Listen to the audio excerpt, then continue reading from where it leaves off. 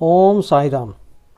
Shirdi Sai channel की ओर से प्रस्तुत साई संदेश पत्र के क्रम में द्वारका माई से साई संदेश में कहा गया है कि चांद पाटिल की बारात के साथ साईं बाबा का पुनः आगमन।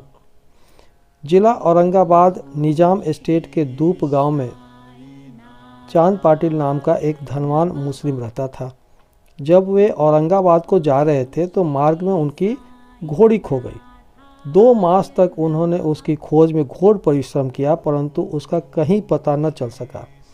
अंत में वे निराश होकर उसका जीन को पीठ पर लटकाए औरंगाबाद को लौट रहे थे। तब लगभग 14 मील चलने के पश्चात उन्होंने एक आम्र वृक्ष के नीचे एक फकीर को चिलम तैयार करते देखा, जिसके सिर पर एक टोपी, तन पर कफनी और पास में एक सटका था। फकीर के बुलाने पर चांद पाटिल उनके पास पहुँचे। जीन देखते ही फकीर ने पूछा, यह जीन कैसी?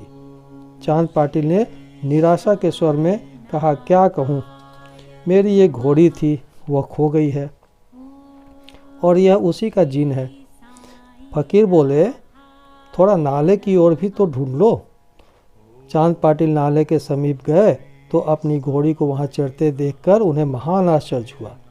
उन्होंने सोचा कि यह फकीर कोई सामान्य व्यक्ति नहीं, वरन उच्च कोटि का मानव दिखलाई पड़ता है। घोड़ी को साथ लेकर जब वे फकीर के पास लौटे तब तक चिलम भरकर तैयार हो चुकी थी। केवल 2 वस्तुओं की ही आवश्यकता रह गई थी। एक तो चिलम सुलगाने के लिए अग्नि और दूसरा साफी को गीला करने के लिए जल। फकीर ने अपना चिमटा भूमि में घुसेड़ कर ऊपर खींचा तो उसके साथ ही एक प्रज्वलित अंगारा बाहर निकला और वह अंगारा चिलम पर रखा गया।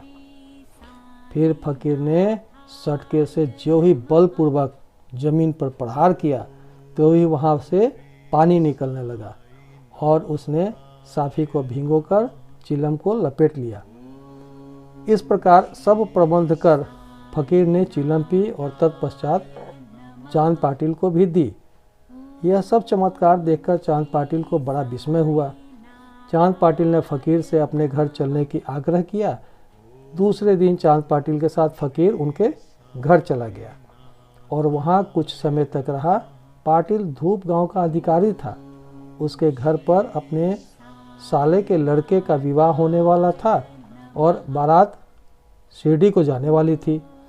इसलिए चांद पाटिल शिरडी को प्रस्थान करने का पूर्ण प्रबंध करने लगा।